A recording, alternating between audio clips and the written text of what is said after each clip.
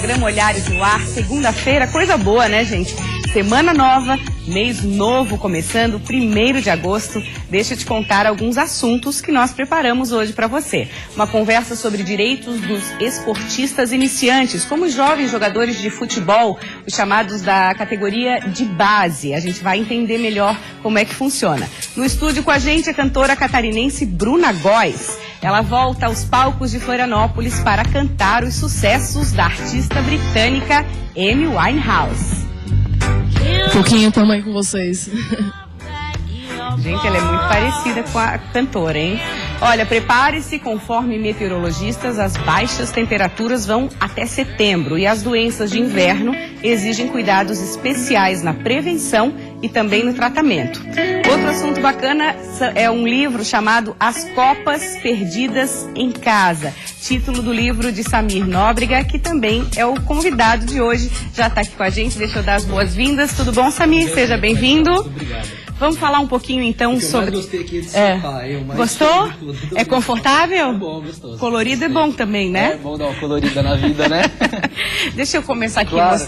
mostrando o seu livro, As Copas Perdidas em Casa. Exatamente. Isso me remete a 1950 e a 2014, Sim, certo? sim. O Brasil perdeu para o Uruguai Uruguai em 1950 e para a Alemanha em 2014. no inesquecível No 7-1. inesquecível 7-1. E também no inesquecível gol do Didia, né? Que é o 2-1 de 1950. Também. Conta pra gente o seu fascínio pelas Copas do Mundo, como Legal, é que começou? bacana. Primeiro, obrigado pela oportunidade de estar A aqui. gente que agradece. Na verdade, assim, eu sou um apaixonado pela história do futebol, em especial por esse tema, assim, né?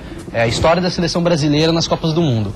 Então, assim, na época, em 2007, né, quando o Brasil foi eleito para sediar o Próximo Disso é Inesquecível, eu tive a ideia de juntar numa obra as duas Copas do Mundo que foram disputadas em casa. A primeira em 1950 e 64 anos depois, a de 2014. Contando a história da seleção brasileira, evidentemente, mas todo o âmbito social e político também que reflete, né, que tem a ver com esses grandes eventos. Inclusive eu vi que tem o pessoal do futebol aqui, do esporte, o que é muito legal para se discutir futebol, não só dentro de campo, mas a estrutura do futebol também. O livro tem esse objetivo. De trazer à tona essas questões. Exatamente. Que tipo de evento político, social você destaca? Sim, legal. O pessoal sempre me pergunta isso, né? O que você pode fazer de relação entre o Mundial de 50 e de 2014? Então, assim, são 64 anos de diferença. Então, assim, cada período tem os seus aspectos sociais e políticos. Em 1950, a gente pode falar de um país com 50% de analfabetos. Praticamente não havia água encanada no país. O primeiro aparelho de televisão foi chegar no final de 1950. Então, assim, é um período que o Brasil necessitava do futebol para se equiparar ao chamado Primeiro Mundo. Nem sei se chama Primeiro Mundo mais agora, mas o chamado Primeiro Mundo naquela época, né? Em 2014, nós já temos outros aspectos sociais e políticos. Nós temos as manifestações de 2013, nós temos aquele período conturbado, né, de Copa das Confederações, aquele medo, né, se os aviões não iam atrasar, se os turistas não seriam aterrorizados na Copa do Mundo. Então são âmbitos, são aspectos sociais e políticos muito diferentes. E no futebol o que tem a ver é que são dois fracassos históricos, né, também. O 7-1 especificamente, você Nossa, considera foi feio, Marina. que deflagrou... Inesquecível. Você considera que deflagrou uma crise no futebol brasileiro. Por quê? Eu acho que revelou uma crise que já existe no futebol brasileiro. Assim, eu não sou... Até em São Paulo, a gente fala assim, em muitos programas, muitas palestras, eu não desacredito no futebol brasileiro. Eu acho que ainda tem gente fazendo boas coisas no futebol brasileiro. Porém, eu acho que o futebol brasileiro tem que ser discutido, tem que ser repensado também, em todos os sentidos. Seja de empresarial, seja no sentido midiático, seja político do país, que tem a ver também, a política do país tem a ver com a CBF, tem a ver com os problemas dentro de campo. Então, assim, a gente precisaria de um programa de mais de 2 horas para ficar falando sobre isso. Mas estou entendendo, né, o raciocínio, as relações que você faz, que são muito prudentes, exatamente, muito atuais. sim. Chegada do Tite para comandar a Sim. seleção brasileira, na sua opinião, traz uma esperança? Uma grande esperança. O Tite é um cara incrível, ele é um cara capacitado, ele é multicampeão. Eu estou lá em São Paulo, acompanho de perto o trabalho dele. É corintiano? Eu sou corintiano, é claro que eu sou corintiano. Eu sou um cara inteligente, você tá vendo? Eu escrevi um livro, é claro que eu sou corintiano. Eu desconfiei. Mas, por exemplo, o Tite eu acho que seria um cara que seria muito bom também para assumir a seleção brasileira, né? Eu tenho esperança no Tite, mas eu tenho esperança dentro de campo também. Esses rapazes, tanto o Gabigol como o Gabriel Jesus, o Neymar, o Praz agora machucou, né? Infelizmente, talvez vai entrar o Alisson no lugar. Então eu acho que tem uma esperança de comando, tem uma nova geração de empresários chegando e tem a esperança dos jogadores também. Os novos jogadores da seleção brasileira, eu acredito que vão... Talvez a gente traga esse hexa na Rússia, viu? E eu acho que o ouro agora também no Rio. Que eu vou estar no Rio, inclusive. Falando no Rio, você vai acompanhar e essa questão política e social, essa influência está muito forte agora também nos Jogos Olímpicos que estão começando essa semana. Você vê, os italianos estavam contratando pedreiros porque o problema lá de estrutura, entendeu? Você viu o negócio da seleção da Austrália.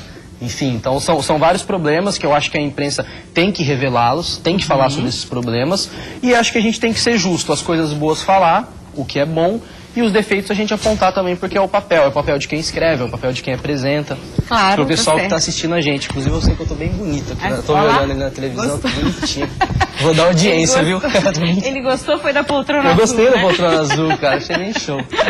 Samir, as copas perdidas em casa, como fazer para adquirir? Sim, como eu te disse até lá fora, tem em algumas livrarias do Brasil, mas a gente pede pro pessoal adquirir pelo site, vem certinho, viu gente? Paga um fretezinho, mas é coisa básica. Chega em casa, chega no destino. É no site www.editoramultifoco.com.br www.editoramultifoco.com.br As copas perdidas em casa. Muito bacana, prazer te conhecer, adorei nossa conversa. Também. Deixa aqui, que eu vou pra lá. Se der, você lê depois. Vou ler, dá uma lidinha. Deixa aí que eu vou ler. Beleza. Obrigada, até a próxima. Obrigado.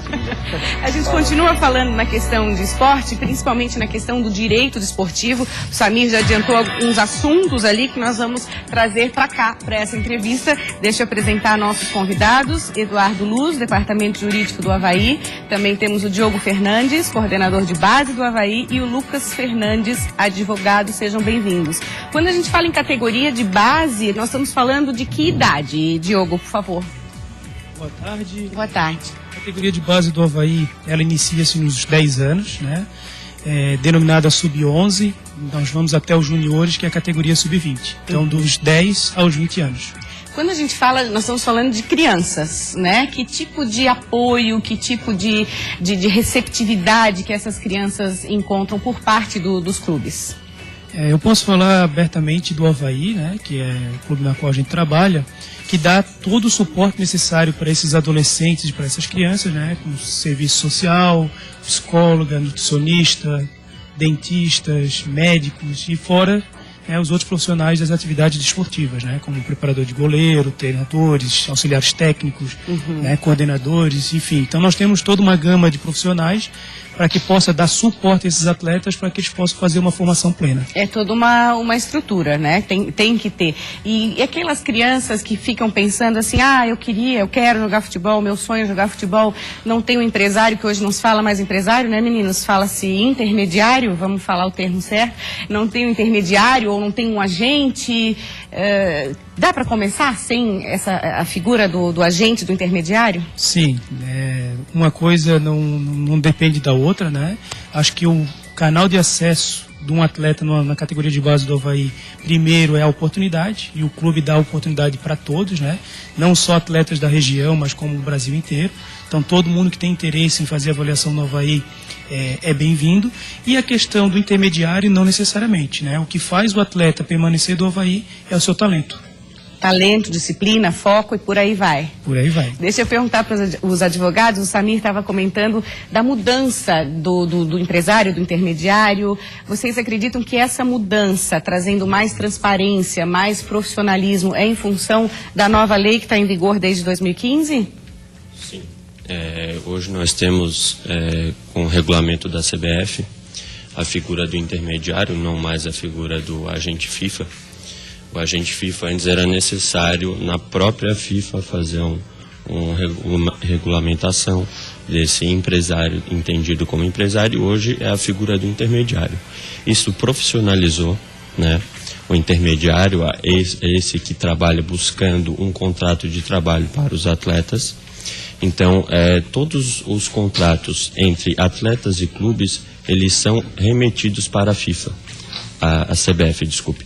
Então, na CBF, ela tem um controle geral de como funciona esses contratos com os clubes. Então, os intermediários, que agora não podem mais ter os direitos econômicos dos atletas, né, eles buscam sempre esse contrato de trabalho e E isso surgiu a partir de 2015, com a regulamentação da CBF. Os direitos sobre o jogador são exclusivamente dos clubes, é isso? Exatamente. Como é que o intermediário ganha no processo? Geralmente ele ganha pelas transações, né, entre clubes. Então eles acabam recebendo comissão por essa transação. É assim que funciona o intermediário. Ou até mesmo o intermediário pode ser também a figura do representante. Então ele funciona como um agente desse atleta. Muitas vezes existem intermediários representantes, né, que dão um auxílio diário para esse atleta, né, buscando, em muitos casos até mesmo, dando orientação financeira para esse atleta, buscando novos contratos para esse atleta, né, tratamento às vezes psicológico também. Tá. Então ele trabalha sempre na gestão desse atleta. Eduardo, falando em contratos, quais são os tipos de contratos que existem hoje para o atleta que está começando, para quem está começando? Na verdade, existe dois tipos de contratos, né, para esses atletas da base.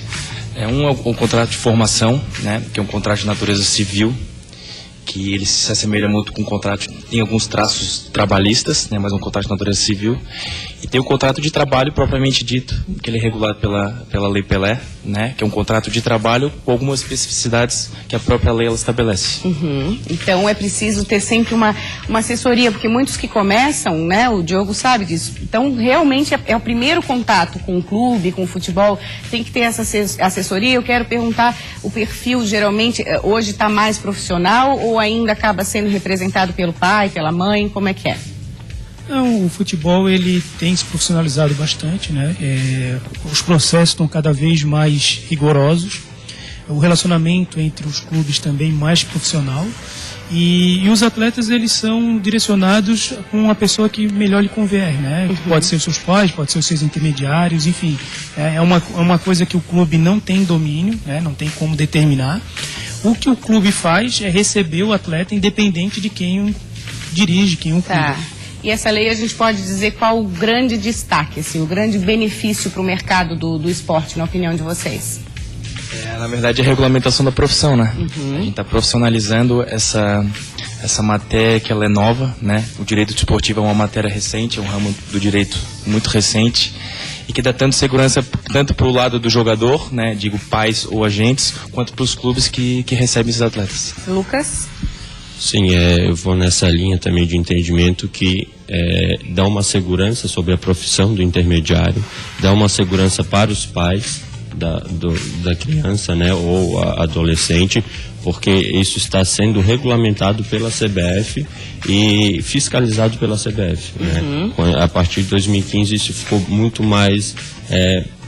a CBF conseguiu muito mais fiscalizar, por ter acesso a todos os contratos de trabalho que venha a ocorrer com os atletas. Uma das questões muito comuns nessas categorias de base é a história da peneira. Ainda se faz peneira, assim, que os meninos... é dia de peneira, que eles ficam ansiosos, nervosos, ainda se faz, Diogo? Sim, existe, né, as peneiras, a gente procura minimizar, né, não fazendo tantas peneiras e sim atribuir mais tempo para um atleta ser observado, né, no mínimo pelo menos 6 vezes, porque a peneira é uma situação que ela acontece, mas é muito... rápida, às vezes o atleta ele não consegue nem se adaptar e nem mostrar o potencial que ele tem. Então o Avaí pratica pelo menos por uma semana essas observações. Porque afeta muito o psicológico, né? O menino saber que está sendo observado, muitas vezes não desempenha o quanto gostaria, o quanto pode, né? Até porque trata-se de um sonho, né? Normalmente o atleta que chega, por mais que tenha uma idade muito baixa, mas nós estamos lidando com um sonho, né? Então não é uma coisa tão simples. Normalmente eles não conseguem ter uma experiência para chegar no primeiro dia de treinamento, às vezes num único, mostrar o seu verdadeiro potencial. Tá certo. Quero agradecer muito a presença de vocês. Obrigada pelas informações esclarecedoras. Até mais. A seguir, o assunto é alergias de inverno. E ainda aqui no estúdio vamos receber a cantora Bruna Góes. Fique ligado, fique ligada. Voltaremos já já.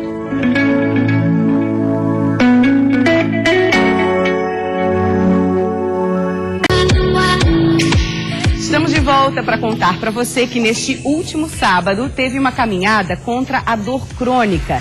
O evento intitulado Caminhada para a Dor foi realizado no Horto Florestal do bairro Córrego Grande, em Florianópolis. O projeto existe desde 2013 e chama a atenção para a importância de fazer exercícios físicos regulares para os portadores de dores crônicas. A caminhada acontece todo último sábado de cada mês no mesmo local, a partir das 8h30 da manhã, e conta sempre com a presença de médico ou fisioterapeuta. Você que está querendo começar, pode ser aí uma boa oportunidade.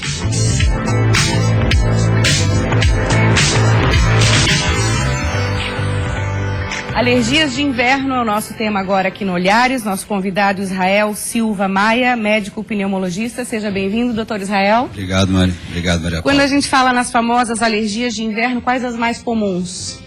Então, o que a gente tem muito frequente é a rinite alérgica, né? Então, isso é bastante comum. Normalmente está relacionado, existe um gatilho, esse gatilho pode ser a mudança do clima, esse gatilho pode ser a temperatura mais baixa, ou às vezes a temperatura mais alta. Essa variação que a gente tem de temperatura é bastante comum, né? Dentro de ambientes mais fechados, a gente pode ter mais ácaro, mais poeira e, portanto, mais alergia nesse sentido. Eu anotei outras aqui, né, para as pessoas entenderem que a gente está falando também de gripe, pneumonia, bronquite, bronquiolite, também são muito comuns nessa época. Tem como minimizar ou se a pessoa vai ter necessariamente?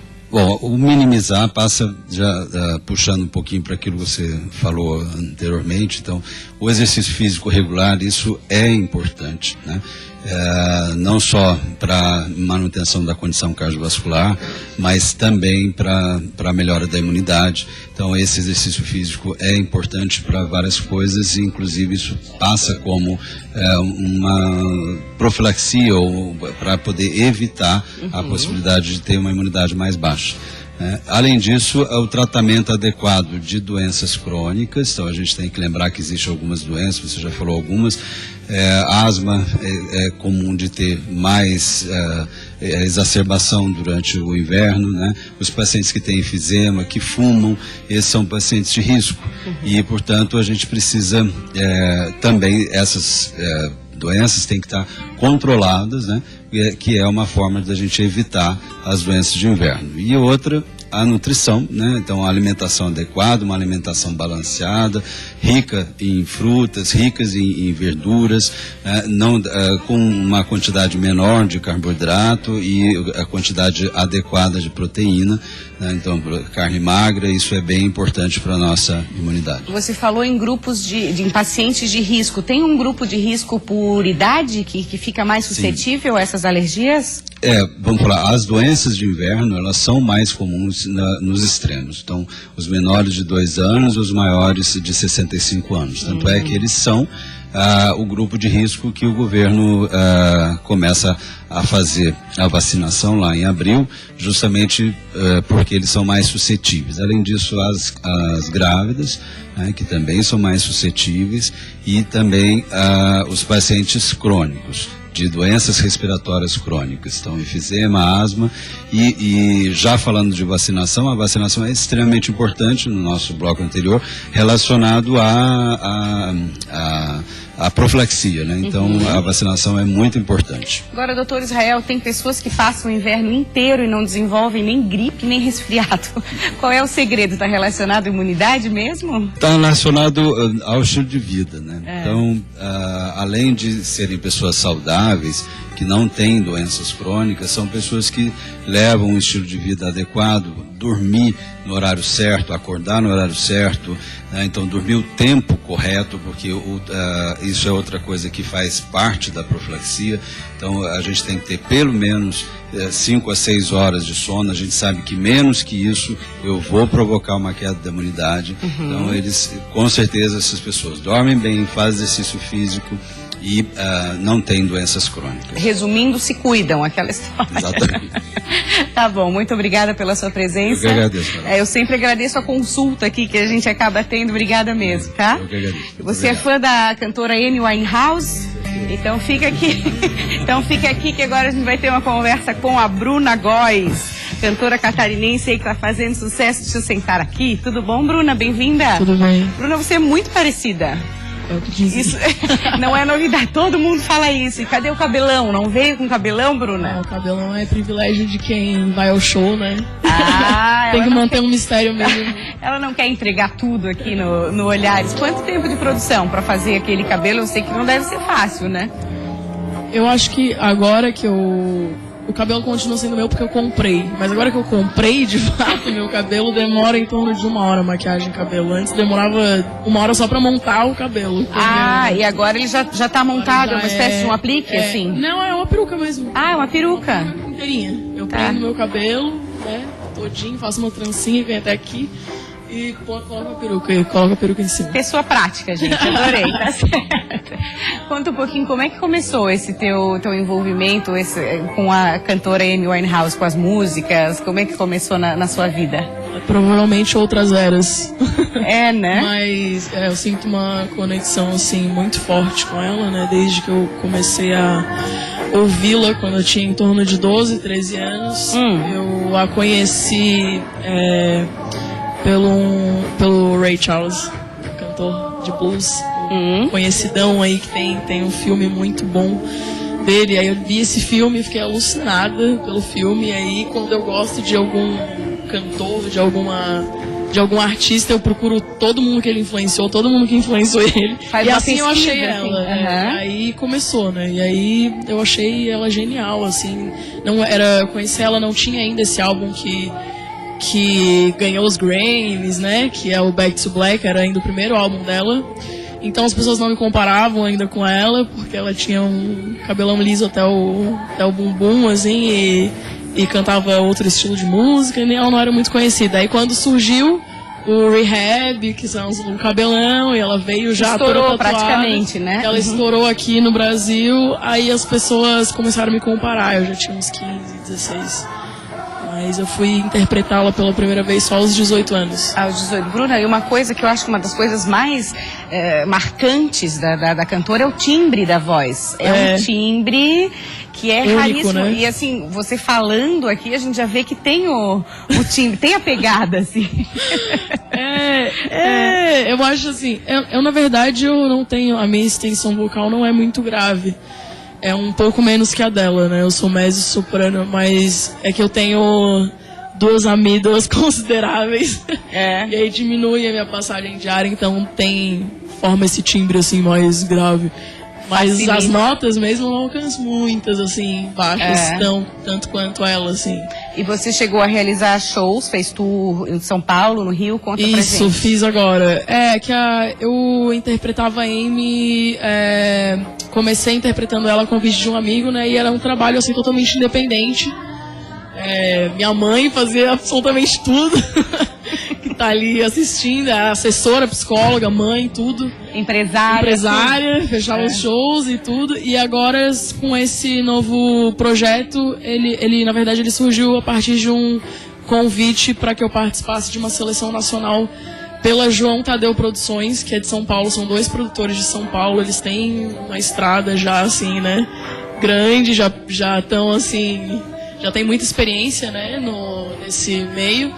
E aí eu acabei sendo selecionada para interpretá-la. Eles já tinham todo o trabalho, assim, pronto, né? Já tinha uma banda, nós somos em 10 em cima do palco, 10 músicos comigo. E só faltava a Amy, basicamente. Acharam a Amy. Já tinha um show marcado, show do Bradesco de São Paulo, do Rio, já estavam agendados. E aí eu cheguei de última hora nessa seleção porque um produtor me indicou a eles. Eu não estava sabendo da seleção porque eu estava fazendo meu CD. Nossa, era pra ser então, Era aquela pra história. ser, o chamado, foi o chamado. Faz 5 anos que a cantora Amy Winehouse morreu. Como é que foi pra você a notícia, o impacto da notícia? Ai, foi um desastre. Foi devastador. Eu tava dormindo, a minha mãe que me avisou, né?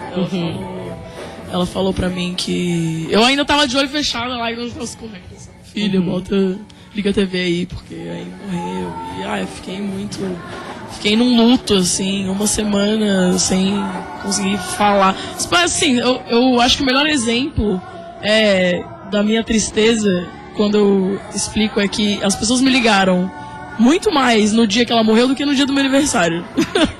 Elas ligavam pra mim, perguntavam, você tá bem, linda? Eu falava, não Para tô você bem. ver o quão referência que você é, né? exatamente. E poder eternizar essa cantora maravilhosa. Eu anotei aqui, gente, 27 milhões de álbuns no mundo inteiro ela vendeu. Vendidos, né? Poder eternizar isso, né?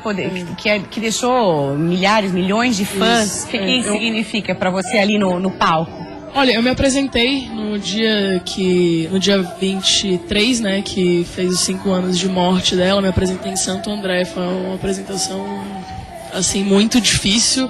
Eu fiz um post nesse dia no meu Facebook, no meu Instagram, nas minhas redes, falando que seria muito difícil pra mim, assim, aquele dia, poder, né, me concentrar e tal, porque, querendo ou não, eu tô representando ela, mas eu sou muito fã dela também, então não tem só a visão da cantora que a estudou, tem a fã também que tá ali no palco. Não tem entende? como separar Não isso, tem né? como separar isso, então, mas o público foi muito receptivo, assim, foi um dia muito especial, aquela noite, assim, na verdade, da apresentação, e deu tudo certo, foi incrível. Eu acho que o público a gente tem feito essa troca de energia, assim. Então, É uma troca muito legal. legal. É o que tem contribuído para que eu tenha essa concentração, assim, eu diria, no show, porque é bem difícil. Em Santa Catarina, quem quiser participar dessa troca boa de energia com a Bruna Góes, a nossa Amy Winehouse, vai ter show dias 4 e 5 de agosto Isso. agora, no Teatro Pedro Ivo. Ingressos Isso. à venda? Ingressos à venda pelo site da Blue Ticket, eles estão com 25% de desconto para quem comprar pelo site. Tá certo. E aí eu os aconselho que garantam os ingressos com antecedência. Dias 4 e 5. Bruna, obrigada. Muito Foi um obrigada prazer te a você, conhecer. Obrigada a você pela companhia. Amanhã estaremos de volta com o programa Olhares. Vem aí Nader Calil, repórter Band. Até amanhã.